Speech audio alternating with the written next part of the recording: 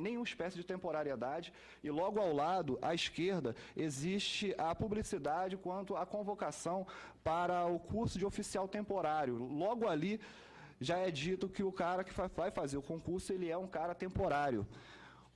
Corroborando essa indicação, temos o edital de oficial temporário, a exemplo, as duas últimas folhas que nós colocamos, só nessas folhas do edital já fala mais de 5 vezes que o oficial seria temporário. É uma comunicação que deveria ser feita em nosso edital segundo a lei, a doutrina e a jurisprudência. Finalizando a parte da nossa demissão, o decreto 880 de 93, ele indica que as prorrogações até o limite máximo de 6 anos que foi utilizada para nós, era para militares em continuação do serviço militar inicial, coisa que nós já estávamos e foi cobrado que estivéssemos quites antes mesmo de prestar o concurso. Fora dos muros castrenses, a publicidade, na nossa opinião, também foi omitida no Diário Oficial da União, na Previdência Social, no sistema CNIS, no Ministério do Trabalho e Emprego, no RAIS e no CAGED, e no Tribunal de Contas da União, no sistema CISAC. Constamos como ativos em todos. A consultoria jurídica do Ministério da Defesa considerou que a omissão de informações aos órgãos públicos de 12 mil demissões num período de 10 anos seria nada mais do que um mero atraso burocrático. Isso aí foi uma observação feita pela consultoria jurídica do Ministério da Defesa, muito embora o TCU dissesse que o prazo para essas comunicações fosse de 6 meses, ou seja, estabeleceu-se 6 meses e demorou-se 10 anos para ser feito. A pedido da presidente Dilma, foi feito um procedimento administrativo na AGU, onde, em seu parecer, teceu-se alguns comentários. Ou seja, não foi falado nada sobre a relação da omissão do ato ao INSS, alegou-se que não houve necessidade de publicidade do ato no Diário Oficial da União e alegou-se não haver necessidade de comunicação do ato ao TCU por não gerar despesas. Alegou-se também que apenas a publicidade em boletim interno seria o suficiente para o ato de demissão. Contudo, internamente, o Ministério da Defesa pediu um estudo à Secretaria de Economias e Finanças da Aeronáutica e Assessoria de Normas e Assuntos Jurídicos, assunto TCU, a necessidade de realmente estar enviando comunicação ao TCU. Em seu parecer, os dois órgãos falaram a sua observação. Ressalta-se, no entanto, que não existe previsão legal que excepcione a remessa de dados ao TCU sobre a inclusão e exclusão de soldados do serviço ativo da FAB. Tais atos devem ser comunicados àquela Corte de Contas para fins de verificação de legalidade e dos respectivos atos, bem como das despesas deles decorrentes, ou seja, a AGU falou que não tinha necessidade, porém, internamente, o Comando da Aeronáutica fez uma pesquisa e disse que a necessidade existia sim, e com base nisso, foi pedido ao Ministério do Trabalho, via ofício, um pedido de modificação de nossos cadastros que estávamos ativos nesses órgãos. Foi pedido que fosse excluído o nosso cadastro e que fosse substituído por outro, porém, a Lei 9.784, de 1999, ela é impeditivo para essa ação, para esse ofício, esse pedido do comando.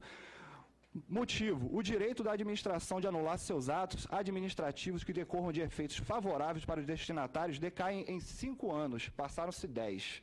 Então, esse foi o pedido do Comando da Aeronáutica com relação à nossa situação de ativos dentro das forças. Em primeira conclusão, mais 5 minutos, Em primeira conclusão, por não ter havido publicidade quanto à temporariedade nos editais do concurso, por não atendermos às especificações exigidas para o licenciamento e por não estarmos ainda ativos de forma imutável, ao nosso entendimento, nos órgãos públicos, solicitamos nossa reintegração à carreira militar. Numa segunda parte, e finalizando realmente, passa para mim, por favor. O procedimento da AGU, em nosso respeito, ainda especificou: o soldado do serviço militar inicial e o soldado concursado seriam iguais. Seria impossível um tratamento diferenciado, a não ser se houvesse uma previsão normativa estabelecendo este tratamento após a edição do Decreto 880 de 1993. Ao final, a AGU afirmou que não havia tal previsão. Ao contrário do que foi exposto, após a publicação do Decreto 880 de 93, existiam duas medidas provisórias e duas leis que dispõem sobre a remuneração dos militares após o Decreto 880 de 93. As leis estão aí e as medidas provisórias também estão aí. Todas estabeleciam diferença de soldo de R$ 123 entre um soldado especializado e concursado e um outro que não possuía tal atribuição. A observação é que, se ainda em 2006 havia tal distinção, significa que, ao contrário do que expôs a AGU, ainda em 2002 ingressavam soldados na FAB que não alcançavam essa especialização, ou seja, 7 anos após a edição da Portaria 880 de 1993. Outra diferença, já que o caso seria estabelecer diferenças, está em nosso contra-cheque. O nosso contra-cheque, a pensão militar para todos os militares, ela é diferenciada através de um código de pensão militar. Para o soldado do serviço militar inicial, o código é 28. Para o soldado especializado, o código é 33. Temos aqui um contra-cheque da época, onde existe a sigla SE, logo abaixo da perninha do A lá, S1, perdão, ou seja, é a graduação do soldado, e o Código de Pensão Militar 26.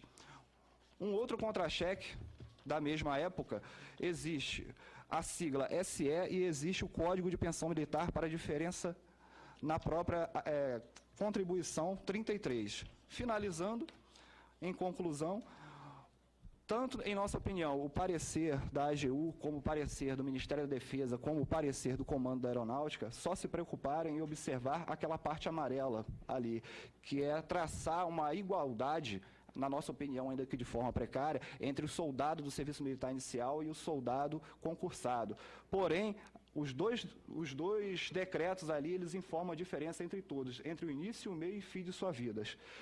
Estavam prestando serviço militar o soldado do serviço militar inicial do decreto de cima, nós lá embaixo não. Possuíam o certificado de reservista, o de cima, que era do serviço militar, não, nós sim. Já estavam críticos o serviço militar inicial, o lá de cima, que é do serviço militar, não, nós sim. Ingressaram para o concurso público, o lá de cima do serviço militar, não, nós sim. A nomenclatura de um era S1, o do outro era SE.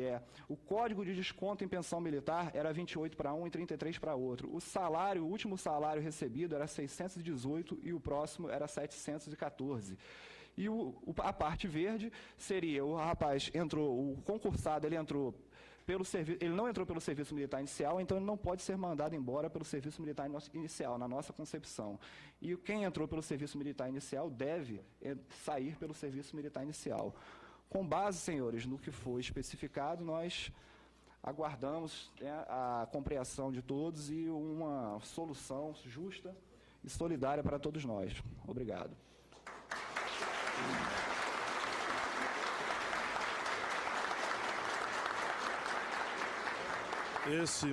Este foi o Dr. Luiz Carlos de Oliveira Ferreira, secretário da Associação Nacional de Soldados Especializados, que aqui fez a defesa.